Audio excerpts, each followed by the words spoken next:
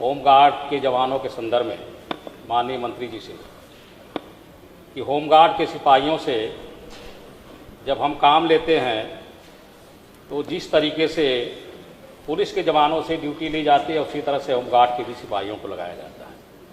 इतना नहीं मान्य अध्यक्ष जी, जहाँ कहीं भी सार्वजनिक कार्यक्रम होते हैं, सरकारी कार्यक्रम होते हैं या जब कभी भी संवेदनशील घटनाएं होती हैं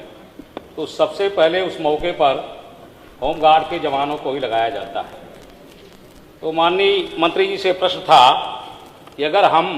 पुलिस के जवानों के बराबरी में काम लेते हैं होमगार्ड के जवानों से, तो क्या जिस तरीके की सरकारी सुविधाएं पुलिस के जवानों को दी जाती हैं तो होमगार्ड के सिपाहियों को भी दे जाएगी। माननीय मंत्री जी ने कहा 600 रुपये प्रतिदिन के हिसाब से 18,000 रुपये 30 दिन का महीना मान करके होमगार्ड के जवानों को दिया जाता है और यह एक स्वयंसेवी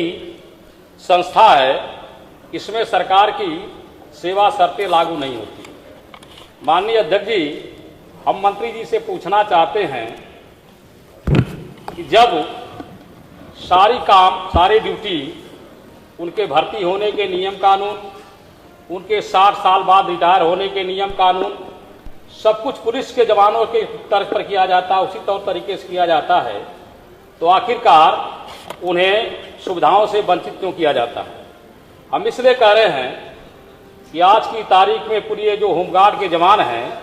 अपनी योग्यता के अनुसार सरकारी नौकरी न पाने के कारण मजबूरी में होमगार्ड की नौकरी स्वीकार करते हैं और जब ये बेचारे रिटायर होकर के घर को जाते हैं तो जीरो बैलेंस पर जाते हैं। उनके पास भी बाल बच्चे परिवार है, 60 साल के बाद वह किसके सहारे रहेंगे, इस पर सरकार को विचार करना चाहिए। तो हम माननीय मंत्री से पूछना चाहते हैं, क्या भविष्य में होमगार्ड के जवानों को भी पुलिस के जवानों की सेवा शर्तें या नियम कानून या उनके वेतन वृद्धि पर सरकार विचार करेगी? धन्यवाद।